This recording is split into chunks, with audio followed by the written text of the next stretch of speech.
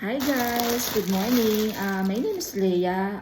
I actually live here sa US and I am a stay-at-home mom. Lately, medyo parang like sasawa na ako na stay-at-home mom, but there's nothing I can do since I have kids. So, naisip ko na lang na mag video para naman maaliw ako.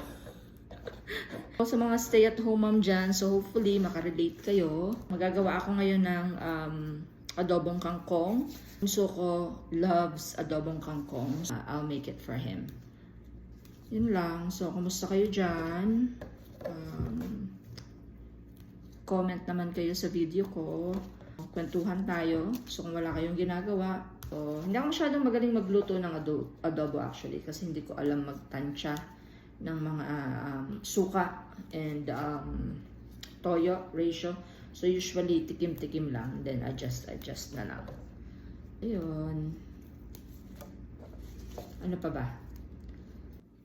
Okay, so guys, kayo ano ginagawa niyo, mga stay at home din ba kayo, or nagtatrabaho kayo dito sa mga nasa US na mga Filipino? So, curious lang ako kung ano yung mga trabaho, ganun.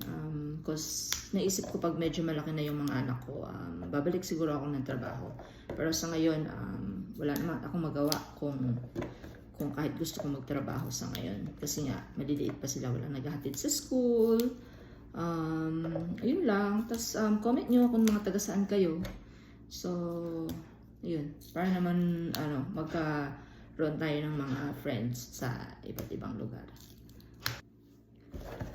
Ayan, tapos ko ng putol-putulin. So, actually, konti lang siya kasi tira ko lang to dahil nagsigang ako kahapon.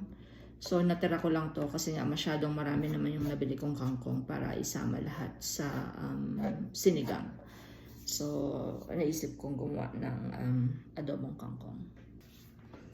Ayan, so guys, lagay na rin ako ng, mag-prepare na rin ako ng bawang at saka ng onion para sa adobong kangkong.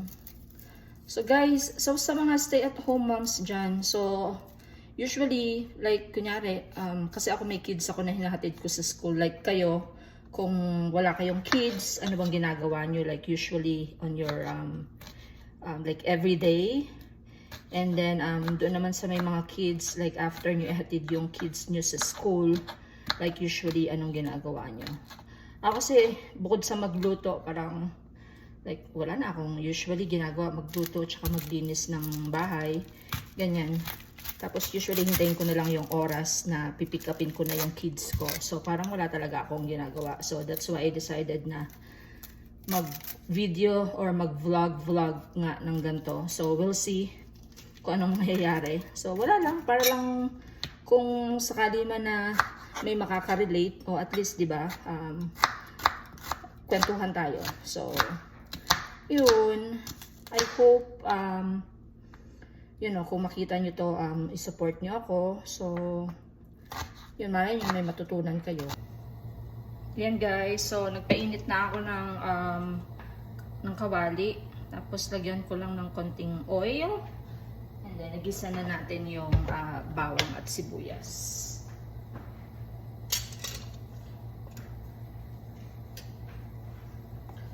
So, bawang.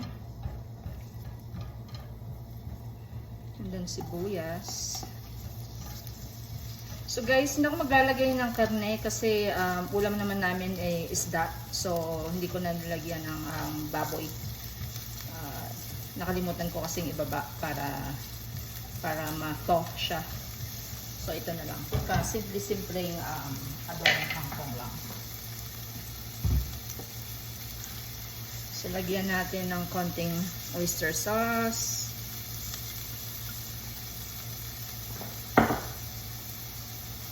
Toyo.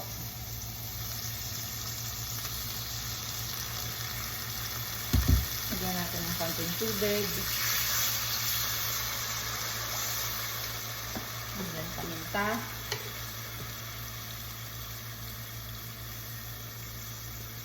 Ayan. Tapos pag hintayin ko lang kumulo ng konti. Tapos lagyan ko siya ng suka.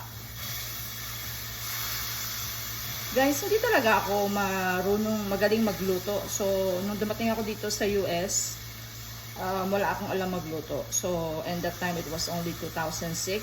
So, hindi pa masyadong uso noon yung mga, alam mo yun, hindi pa uso yung social media and yung mga FaceTime na yan. So, usually, mag-i-email pa ako sa mom ko and then, makikita niya yung email ko mga ilang days pa. So, marireplyan niya mga ilang days pa.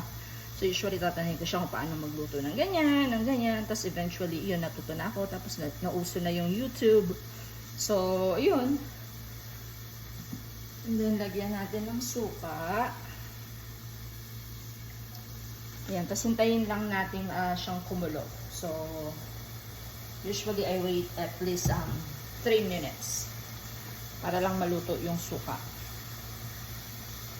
Tapos, titikman natin. Guys, so ayan, kumukulo na siya. Actually, natikman ko siya, nilagyan ko pa siya ng konting tubig at saka ng konting asukal para tumamis ng konti. And then, lagay ko na tong, Alexa, stop! And then, lagay ko na tong tangkay muna ng kangkong. So, lutuin lang natin ng mga ilang minutes. Ayan, takpan ko lang. Hintayin lang ako siguro mga 2 minutes. And then, susunod ko na yung dahon ng kangkong. Lalagay na natin yung dahon ng kangkong.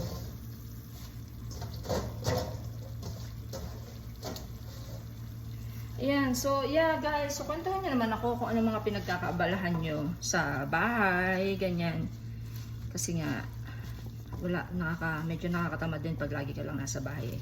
I mean, hindi ako masyadong nagda-drive. I can drive, but just for short distances. And usually, sa paghatid ko lang sa mga anak ko. Tapos pag mag-grocery. So, pero yun lang, sa malapit. Good thing may malapit na Filipino store dito sa amin. So, ayun. And then, takpan lang ulit natin siya. And then, we'll just wait probably like 2 minutes. Guys, so ayan. So, after 3 minutes, about 3 minutes, so ayan na. I think okay na to. Mukhang malambot naman na yung tangkay niya. So, ayun. That's it. So, may pandagdag na sa ulam mamaya. And, yeah guys, so this is just a practice video. So, we'll see. Hopefully, sa mga susunod na video, maging better siya. And, yun lang. I'll see you on my next video. Thank you. Bye.